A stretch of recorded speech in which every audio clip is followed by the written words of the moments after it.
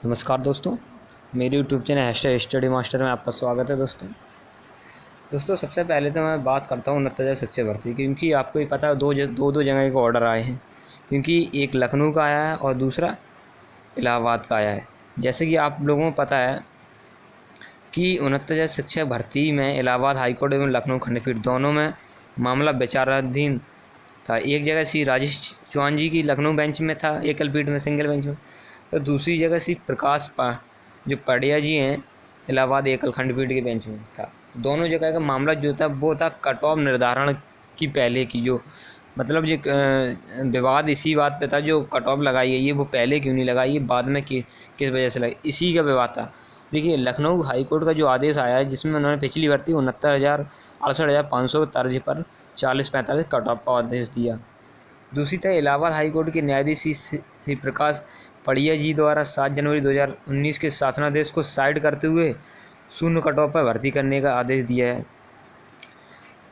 अब एक भर्ती पर दो प्रकार के आदेश प्रभावी नहीं हो सकते। आपको ये मालूम है, अगर आप कहें 40-45 पर भर्ती हो जाएगी तो फिर शून्य कट ऑफ का मतलब क्या रहेगा?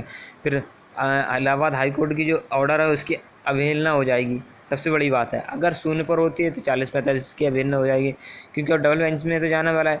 इसके अलावा देखिए, जब जब एक भर्ती में दो प्रकार के आदेश प्रभावी हैं, दोनों एकल पीठ की एक तरफ, जहां प्रकाश बढ़िया जी ने इस आधार पर आदेश लिखा कि सिंगल बेंच नियम नहीं बना सकता। क्योंकि सबसे बड़ी बात यही निकल के आ रही कि उन्होंने कहा कि सिंगल बेंच जो है वो नियम नहीं बना सकता। दूसरी तरफ लखनऊ खंडपीठ के न्यायाधीश महोदय ने 40-45 पर आदेश दे के नियम में बदलाव किए। पहले ही पोस्ट में बताया गया था, डबल बेंच का अस्तित्व इसीलिए है कि सिंगल बेंच में हुई किंचित मात्र गलती में सुधार किया जाए। यहाँ दो दो बेंच के आदेश ही विरोधाभास है। आप स्वयं निर्णय कर सकते हैं डबल बेंच में ये आदेश कितनी देर तक टिकेंगे। बात सही है ना? देखो, आपको कंफर्म यहाँ हो जाएगा, या देखिएगा कि दो ऑर्डर निकले हैं, दो में से एक तो कंफर्म रहेगा। हो सकता है दोनों ना रहे, एक अलग से रहे, डबल बेंच के ऊपर है।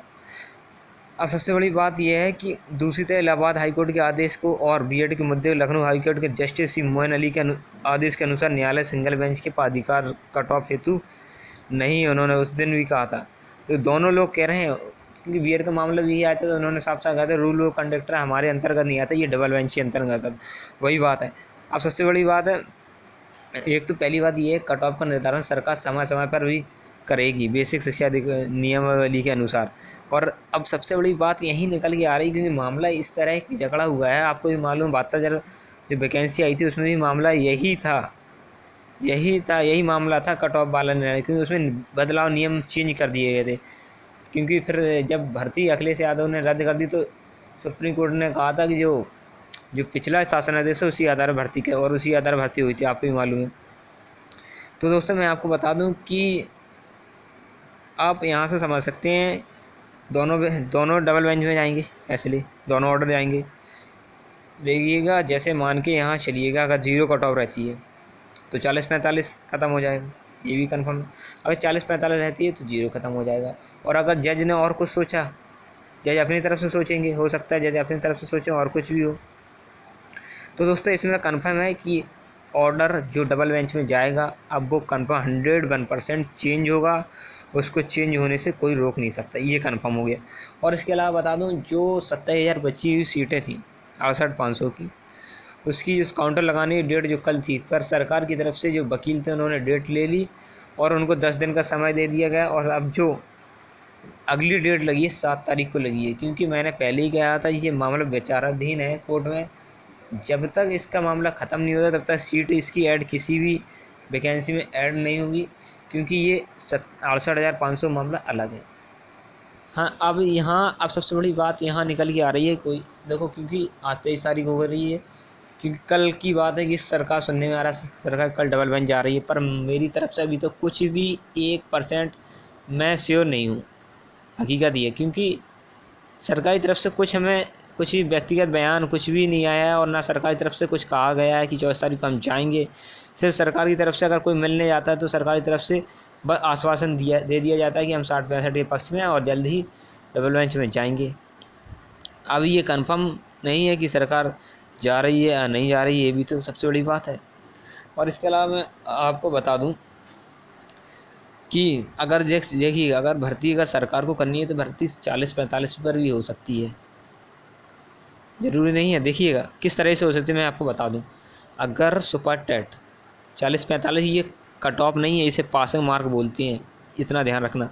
तो कट ऑफ तो वो होती है जो हाई होती है, उस पर लड़के क्रॉस करते हैं और नौकरी पाती है। ये पासिंग मार्क है एक तरह का 40-45 जो लगाया गया। अब सबसे बड़ी बात यहाँ निकल के आती है, आप अगर सुपर टेट के नंबर से अगर उठाएंगे पदों के हिसाब से, जैसे पद 69,000 है, जज भी उससे संतुष्ट होंगे, कोई कुछ नहीं कहेगा, शिक्षा मंत्री संतुष्ट। जो पदों के सापेक्ष है 69,000। आप अगर चाहें भर्ती भरना है तो अगर आप चाहें सुपर टेट के नंबर के आधार पर 1.5 गुना या 2 गुना बुला लीजिएगा। 1.5 गुना या 2 गुना जब आप बुला लेंगे तो फिर उसमें से आप क्या करेंगे, फिर उसके बाद मेरिट बनवा दें एकेडमिक की जोड़ के, उन्हीं में से भर्ती पूरी हो जाएगी अगर आप भरना चाहें। पर सरकार दिलचस्पी नहीं दिखा रही है। सरकार चुनाव में लगी और मुझे ऐसे ही लग रहा है जैसे ही चुनाव ख़त्म होता है सरकार खुद एक्टिव मूड में आ जाएगी और भर्ती जल्द से जल्द पूर्ण करा लेगी, ये है मुझे लग रहा है। और हो सकता है, देखते हैं क्या होता है, क्योंकि सरकार के मन में जो होता है वो तो हम लोग बता नहीं सकते, क्योंकि सरकार अपने हिसाब से सोचती है और हम लोग अपने हिसाब से एनालाइज करते हैं। इस वजह से कल का और वेट है, देखते हैं सरकार डबल बेंच में जाती है या नहीं जाती है, कल कंफर्म हो जाएगा। और जो 40-45 वाले हैं वो भी कह रहे थे कल आंसर की उत्तर कुंजी जारी हो जाएगी 24 तारीख की, उनकी भी बात का पता चल जाएगा क्या वो सच बोल रहे थे या झूठ बोल रहे थे, हकीकत यह है। क्योंकि सब लोग अपना अपनी तरफ से जिसको जो मन में आया कहते हैं, 40-45 वाले अपनी तरफ से और 60-65 वाले अपनी तरफ से। आप देखना कल होगा, कल कंफर्म हो जाएगा कि सरकार डबल बेंच जाती है या नहीं जाती है दोस्तों। और जितने भी साथी, मैं बता दूं, हमारी चैनल से नए जुड़े हैं तो चैनल को सब्सक्राइब कर लीजिएगा, तो शेयर भी कर दीजिएगा, लाइक भी कर दीजिए। ठीक है दोस्तों, अभी के लिए इतना ही। आप सभी का बहुत बहुत धन्यवाद।